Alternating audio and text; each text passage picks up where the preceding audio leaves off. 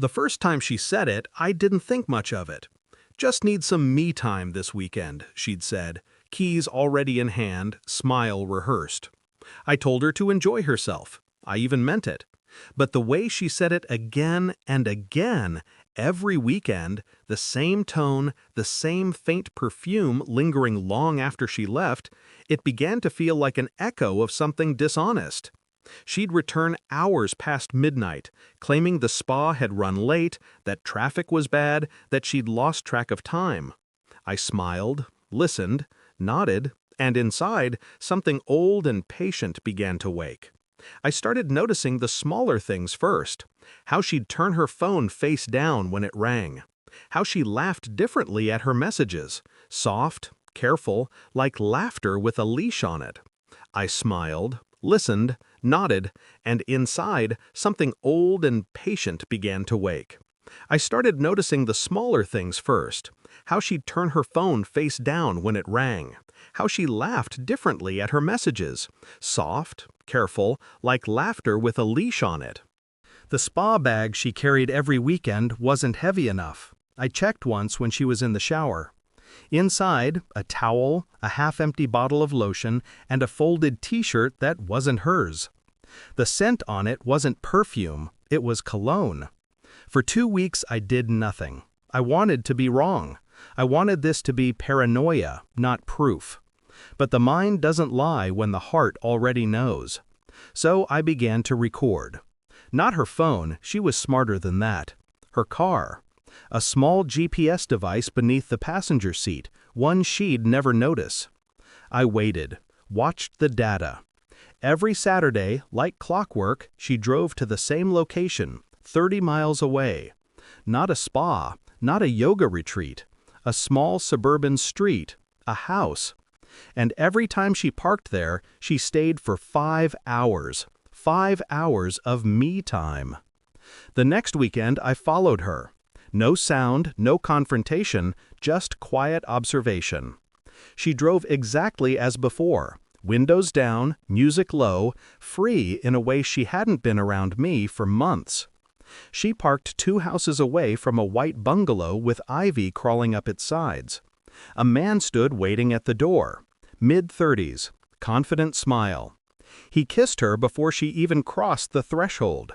Slow, familiar. That's when time fractured.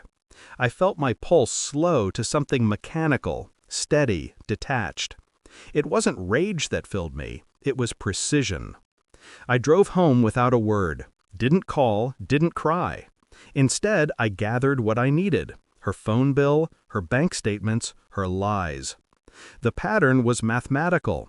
Saturdays always the same.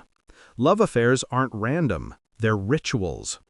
Over the next week I spoke to a lawyer, told him I needed papers drawn up quietly, irrevocable, final. I spent that week rehearsing calm. Every smile at dinner, every small talk at breakfast, it was all part of the choreography.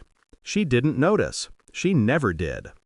Friday night she packed her spa bag again. She kissed my cheek. Don't wait up. I didn't. I watched the tracker move across the map. 30 miles, same street, same house. When it stopped, I made a copy of the address and called a courier. He delivered an envelope to that doorstep right as she walked inside.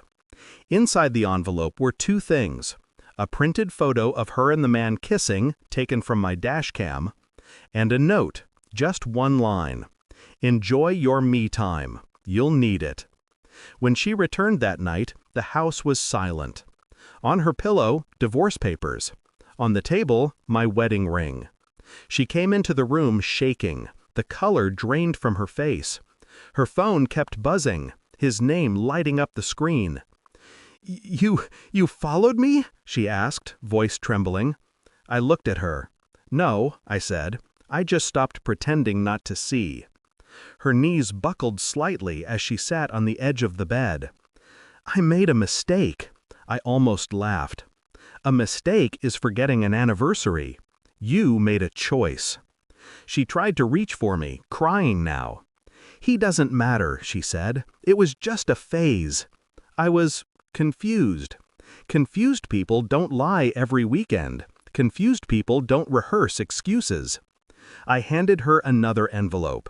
Her phone records, bank transfers, photographs, all the evidence I'd collected stacked neatly like an autopsy report. Her eyes scanned each page, widening with every new line of truth. You planned this?" she whispered. "Yes," I said. "While you were having your me time, I was having mine." Her sobs grew louder. But to me, it all sounded distant, like echoes underwater. "Please," she begged, "we can fix this." I stood, picked up my coat, and walked to the door. "There's nothing left to fix. You already replaced me." She followed me into the hallway, barefoot, desperate.